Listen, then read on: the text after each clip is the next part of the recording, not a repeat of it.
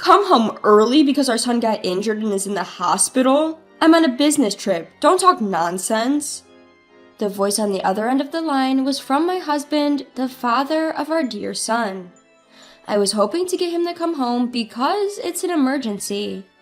Upon knowing his father won't be coming, our son Jim put on a sad face. But in the next moment, Jim pointed at the television with a surprised look on his face. Look, it's Dad! He's home! Turning my eyes to the television, I couldn't believe what I was seeing. My name is Donna, 32 years old, living an ordinary life with my husband and son. Mike, my husband, and I met through work. We were both from different companies, frequently working together as business partners. After Mike asked me out, we dated for 2 years and got married when I was 27. Shortly after I got pregnant, I took a maternity leave and gave birth to our son, Jim. I went back to work last year when Jim started going to daycare. Ever since I gave birth to Jim, the time Mike and I spend as a couple has drastically decreased, and that's one concern I've been having lately. We used to go on a lot of dates. It's a bit lonely, but I guess it's a happy problem to have. After all, our child is the most precious thing. With Jim in our family's life, we are more than blessed and happy. Then one day, while the three of us were having dinner as usual, Mike started a conversation. Oh, that's right, Donna. I have a business trip this weekend. A business trip? That too, on a 3-day-long weekend? Yeah, it's quite unfortunate. It seems the client can't meet any other day. I see. Working on long weekends, you must have it hard. Yeah, I wanted to relax at home, but it's work, so I can't help it. Upon hearing our conversation, Jim, who had been listening intently, exclaimed, With a troubled expression, he began to appeal to Mike. Daddy, you have to work on your day off? Sorry, Jim. Daddy really has to go this time. No! You promised we go to the museum on our next day off. We can visit the museum next time, Jim. I'll definitely take you next time. Dad, you said the last time too, and we didn't go to the amusement park. Challenged by his son, my husband Mike gave a troubled laugh. As a mother, I tried to calm Jim and reason with him. Jim, you see, your dad, he's working hard for you, okay? For me? Yes, that's right. He needs to work even on his days off, just this once, so we can go on fun trips with you. So we can go on a trip next time? Of course! Next time, we'll definitely make him take us to the amusement park and the museum. Yeah, Dad, you promise. Seeing Jim happily stick out his tiny pinky to make a pinky promise brought a smile to my face. I didn't throw any fits just to avoid ruining the mood, but there were many odd things about Mike's recent behavior. First of all, the number of times he works overtime has drastically increased. He used to finish work on time, come straight back home to spend time with us. Yet recently, he's only been coming home on time a few days a week. Today, he happened to come home early, so we were able to have dinner together as a family. With Mike being less at home, the majority of Jim's care has fallen onto my shoulders. On top of that, Mike also happens to have a business trip this weekend. I love Jim, and I don't dislike taking care of him or doing household chores. But to be honest, there are times when I want to rant a bit. I don't want to doubt him, but is he really working overtime? Such unpleasant thoughts made my chest feel tight. To clear up my worries, I decided to talk to Mike after Jim had fallen asleep. He was watching TV with a beer in hand. I casually started the conversation. Hey Mike, there's something I want to ask. At my call, Mike said, What's up? And turned to me. It might be terrible to doubt my own husband. Even with that thought, I nervously asked, You know, you've been working a lot of overtime lately, haven't you? Is work getting really that busy? Well, yeah, I've been given more responsibilities, you know. I see, but you've always been going on more business trips, even on weekends and holidays. There are also client schedules to consider, right? What's up, Donna? You usually don't ask about this kind of stuff. Well, we've been spending less time as a family recently, so I was wondering if you could reduce your overtime. At that, my husband heaved a sigh and his tone clearly showed his annoyance. Donna, didn't you just say it yourself? That I'm working hard for Jim's sake. Huh? I thought you understood, Donna. I'm doing my best for the family. So why are you being so selfish? Selfish? I didn't mean to be. Anyway, please don't interfere with my work. I'm not doing this because I want to. I understand. I'm sorry. After this conversation, our relationship as a couple took a turn for the worse. In front of Jim, we pretended to be mom and dad that got along well, but when we were alone, our conversations dwindled to a minimum. 2 weeks later, it was the first day of the 3-day weekend, and as planned, my husband left for his business trip. Since our conversation, he had been cold to me, but he acted different that day. As he put on his shoes at the entrance, he looked apologetic and said to me, "I'm sorry, Donna. I know it's a holiday." "It can't be helped. It's work." "Yeah, but it feels wrong to leave Jim with you. When I get back, I'll help out." "Don't worry about Jim. Thank you." "Alright, well, I'm heading out now." "Okay, have a safe trip." As my husband left the house with a wide smile, I forced myself to smile back, playing the role of a good wife. The next day, Jim said, "I want to go somewhere." so we headed to a nearby shopping mall. We did some shopping and decided to have lunch, but just after leaving the restaurant and heading to the parking lot, a group of elementary school students on bikes crashed into me and Jim at full speed. We both ended up falling to the ground. I twisted my ankle, but my son Jim was having trouble getting up. "Jim, are you okay?" When I rushed over and called out to him, Jim started crying out loud. "Mommy, it hurts." "Where does it hurt? Can you stand?" "My foot hurts. I can't stand up." "Oh no, it's swelling up terribly." The way he fell must have been bad. His ankle was visibly swollen. From the looks of it, it's probably broken. I gently helped him sit up and rubbed his back. The elementary school kids who bumped into us looked stunned and dazed at the scene. For the time being, I took their parents' number and sent them home. I carried my son to the car and rushed to the nearest general hospital. Even while we were waiting for our turn at the hospital, Jim was continuously crying, probably due to the pain. "It's okay, Jim. Mommy's here." Even though I said so, Jim had never experienced a major illness or injury before. Even adults suffer badly from a twisted ankle, so it must be even worse for Jim. With sobbing mixed in his continuous crying, all I could do was keep comforting him. An hour later, we were finally called in for checkup. The x-ray results confirmed that Jim's ankle was indeed broken. However, thanks to the cast, his expression seemed somewhat relieved. Now, what to do next?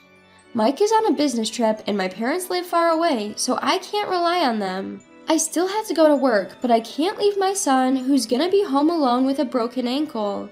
I contacted my workplace and started working from home for a while. For now, I should call Mike. Mike, who answered the phone after a few rings, sounded annoyed, as if the call was an interruption, and bluntly asked, "What do you want?" Even though I was irritated by Mike's attitude, I explained the situation. "We were hit by a bicycle in the parking lot at the shopping mall. Jim broke his ankle. We got it casted, so he seems a bit relieved now." And? What do you mean, and? Don't you have anything else to say? Aren't you worried? Just a broken bone, right? He'll be fine if he rests. But you don't have to say it like that. I'm busy. Don't call me over the smallest thing. Thinking about Jim, I knew I was asking a lot, but I pleaded with Mike anyway. "I'm sorry, but is there any way you can cut your business trip short?" "What? What are you talking about? That's impossible." "But with Jim in this condition, I can't even go shopping. I can't cook either." "I don't care. Take him with you." "He got fractured. How do you expect me to take him?" "Come home early because our son got injured and is in the hospital? I'm on a business trip. Don't talk nonsense." He snapped and hung up the phone on me. The tone of the disconnected call echoed in my ears, and a feeling of emptiness overwhelmed me more than anger or sadness. What, is your business trip that important?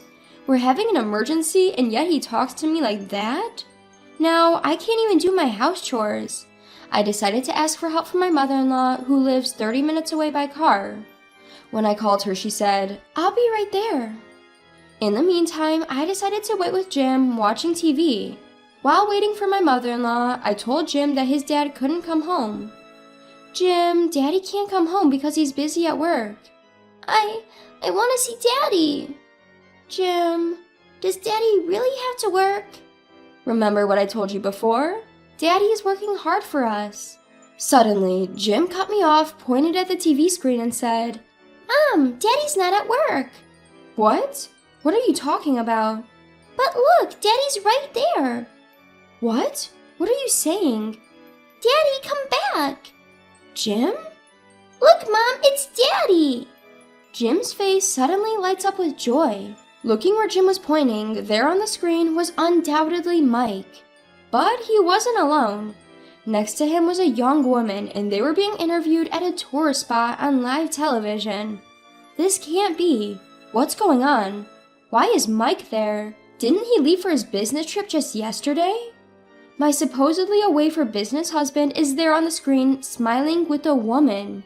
They're arm in arm, completely clinging onto each other, just like a couple. At that moment, an indescribable emotion began to bubble up within me.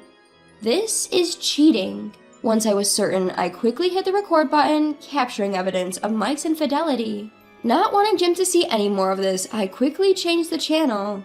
Soon enough, my mother-in-law arrived. While Jim took his nap, I decided to tell her about Mike's infidelity. Mother-in-law, I have something to tell you. I stared into my mother-in-law's eyes and quietly told her, Donna, what's wrong? You seem so serious. Can you take a look at this? I played the recording from earlier. There it was, irrefutable proof of infidelity. When the interviewer asked Mike, "Are you on vacation?" he responded gleefully, "Yeah, I finally got some time off." "That's great. Are you here with your wife today?" "No, she's still my girlfriend, haha. I hope to marry her someday." "Very sweet. Enjoy your trip."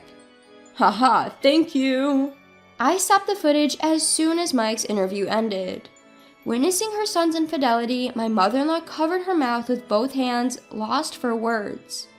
While I was wondering where to start, my mother-in-law bowed her head deeply. "Donna, I'm so sorry. My stupid son." "Mother-in-law, I'm thinking about divorce." "Yes, of course I understand. I won't stop you. What that fool did, it's unforgivable." "I'm sorry." "Don't apologize, please. For Jim's sake, you should seriously consider divorce." To confirm the truth about Mike's infidelity, I called his workplace. A staff member who was working over the weekend confirmed that indeed, Mike did not have any business trips scheduled. On the contrary, it was revealed that he had taken numerous paid leave days in the past few months. When I checked my calendar, the dates he had taken off were the same days he told me he was staying overnight at his office because of work. He was probably spending all those leaves on going out for whole-day dates with his mistress. As more and more of Mike's misdeeds came to light, a simmering rage began to rise within me. To tell such an easily discoverable lie, and to even go on a trip with his mistress? How much more does he need to make a fool out of me? Once my anger subsided, I quickly decided to come up with a plan to get back at Mike. Even my mother-in-law approved of me filing for divorce, so I'm not holding back. A few days later, before Mike got home, I invited my mother-in-law over to our place and had her wait for him in the room next to our living room. I couldn't let Jim witness this mess, so I left him with his grandfather at my in-laws' place. Unaware of anything, Mike returned home and appeared before me with a big smile on his face. "I'm home. I got you guys some souvenirs." Mike held out a box of sweets, but there was no way I would be deceived by such a thing. I slapped away the box of sweets he had offered and coldly said, "Did you enjoy your trip with your mistress?" "Huh?" "It's impressive, isn't it? Buying souvenirs for your family from the place you went with your mistress. When did you get so bold?" "Hey Donna, what are you talking about? A trip with my mistress?"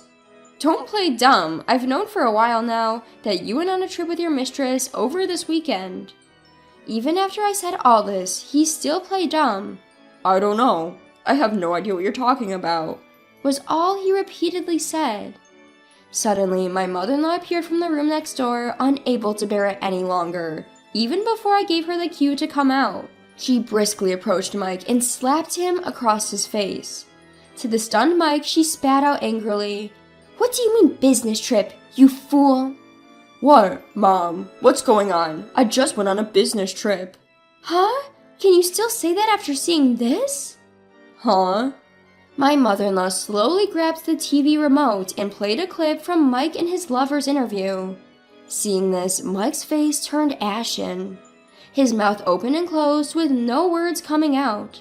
The souvenir Mike had brought back was right from the shop that appeared in the clip. There was no more room for excuses. Perhaps realizing that he couldn't lie any further, Mike bowed deeply in apology right on the spot. His eyes were filled with tears as he began to apologize to me. I'm sorry, Donna. I thought it was just a fling. I'm not serious about her." "So what? I'm supposed to let this slide because it was just a fling?" That's not, but believe in me. You are the one I love, Donna." Even after being confronted with all the evidence, he was still trying to deceive me with his shallow words like, "I love you." I was thoroughly disgusted by him. I slammed down the divorce papers in front of him. "I love you? Quit messing with me. Do I still look like a fool to you? Our son got injured and you still lied to go on a trip with your mistress. Unforgivable. You make me sick to my stomach." Donna, please, just calm down." "Shut up. I have no trust in you no more. I can't continue living with a deadbeat like you. You are nothing but a waste of my time and energy. Sign those papers right now and get out of our lives, you jerk." Finally realizing the gravity of the situation, Mike burst into tears. He repeatedly apologized, but I ignored him. In the end, under pressure from his mother, Mike reluctantly signed the divorce papers. Subsequently, we divorced. Of course, I gained custody of our son Jim. I claimed compensation from Mike and his mistress and returned to my parents' home. Mike was disowned by his parents, and from what I've heard, he was never allowed to set foot in his parents' home again. Since Mike initiated the affair, when his mistress was asked to pay compensation, she exploded in anger and exposed the relationship to everyone at their workplace. As a result, Mike was demoted to a dead-end department. The woman who had been a temporary employee was let go and dismissed from the company. Mike's salary dropped significantly, and now he seems to be just getting by. He probably won't have the luxury to entertain women in the future. As for me, I am living a peaceful life with Jim at my parents' home. I haven't explained the reason for parting with Jim's father to him yet, but I know that one day I will have to talk about it. Until then, I want to cherish my time with Jim.